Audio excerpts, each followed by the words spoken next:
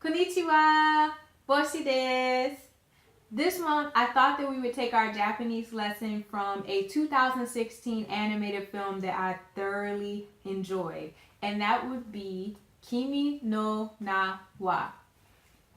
If you haven't heard of it, it was one of the highest grossing animated films worldwide. It's a very good movie, really well done, high quality. It reminds me a lot of the type of high caliber works that I expect to see out of Studio Ghibli, if you're familiar with them. So the movie is about a boy and a girl who are constantly switching bodies with one another. And throughout this time of them switching bodies with one another, they don't learn each other's name. So for the vocabulary out of this, we will start with the title, which is Kimi No Na Wa. Kimi is the Japanese word for you.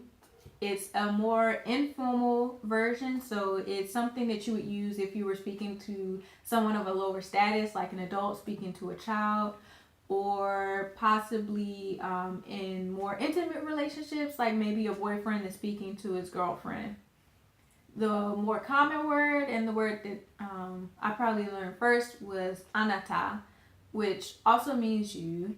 And anata can be used in more situations than kimi can. However, when you're speaking Japanese, you kind of try to avoid using anata, kimi. You try to avoid using you because in Japanese, you would tend to just say someone's name instead of using the pronoun you. So the next word is no, and no is the possessive particle. So it acts a lot like the apostrophe S does in English to show possession. So to find out what you is possessing, we have to look at the next word in the sentence, which is na. And na is the Japanese word for name. If you're anything like me though, what you're probably a lot more familiar with is a longer version, which would be namae, meaning name, and it's used for your full name.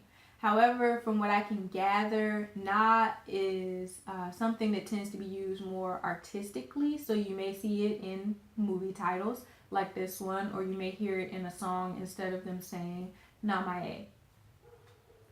So if we just look at the first three words, then we can see you owns a name, and in English, instead of the apostrophe S for you, the possessive form of you is your, so your name. And then the last word in the title is wa, and wa is the topic marking particle. So that means kimi no na, or your name, was the topic of the sentence. However, the sentence is kind of incomplete. It's the title, but it's almost like an incomplete sentence because the characters don't know each other's names, so they can't complete it. But if you were to try and complete the sentence, you would probably say something more like Kimi no na wa boshi desu, to say your name is Bossy. And then for one more word from the movie that I think is a fun word to learn when you're learning any language, and that would be the word for dream. And dream in Japanese is yume. So yume is used a lot, particularly at the beginning of the movie. And you'll also see it if you watch the trailer that I'll link to below, because the main characters actually think as they're switching bodies that this is only happening in their dreams. They don't think this is reality. So you'll hear the word yume several times. And that would be the end of our lesson for this month.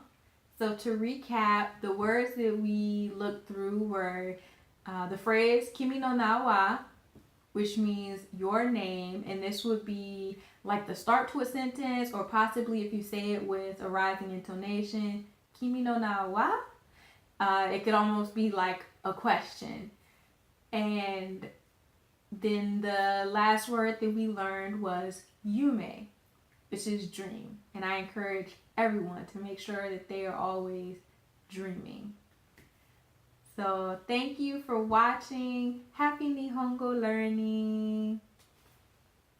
The movie comes out in North America next month. If you're interested in watching it, I would highly recommend the movie if you have the chance to see it.